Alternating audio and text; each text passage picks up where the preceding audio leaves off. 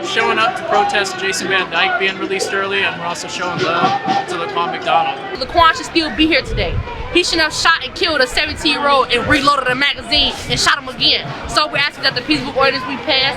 We're asking that the ECPS be funded so that we as community members can take control over the narrative in our communities and hold our superintendents of the police departments accountable as to holding their officers accountable when they do things in our community, because intracommunal violence and police violence is the same thing. There is no double standard, and people need to understand that. Furthermore, when we don't hold our officers accountable, how are our community members supposed to trust the police to keep them safe and keep them protected when they're killing us? It doesn't make sense. It's ludicrous, and it's a double standard. We have enacted ECPS. What we need now is our city council members to put our referendum on the ballot to be voted in.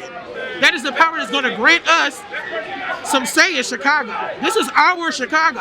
If we had this referendum, right, it would be no Laquan McDonald as we know it today, because he will not be dead. We will have a group of citizens that's operating out of love, dedication, and respect for their cities and their individual people. They will not turn a blind eye to all the violent conduct in history within this Chicago police station. They would have already had policies in place for us to hold the Chicago police accountable, where the police officers would have been already held accountable for the violent conduct that they have been doing over a history and a period of time.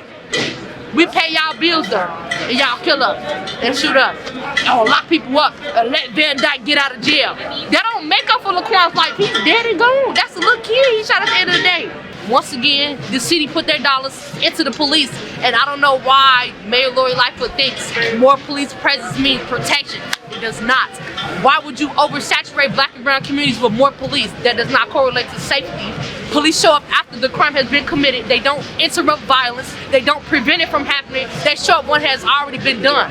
After the police crime initially happened, it was covered up by Rahm Emanuel and everyone around him. And with ECPS, these sort of things can see the light of day immediately, and we can take action, and the people actually have the power to do something about it instead of relying on politicians. The referendum is everything to a black woman like me. The referendum will give us power over the police's budget. It will help us be able to be in a voting. Like Jason Van Dyke right now, this situation is going on, we will have some control in this. It's too many families that has been impacted by gun violence and not received that support and accountability from the people who we look up to, the people that's in office that's supposed to make our lives better for the greater good. It's not happening. It's not happening for us. So we gotta make it happen.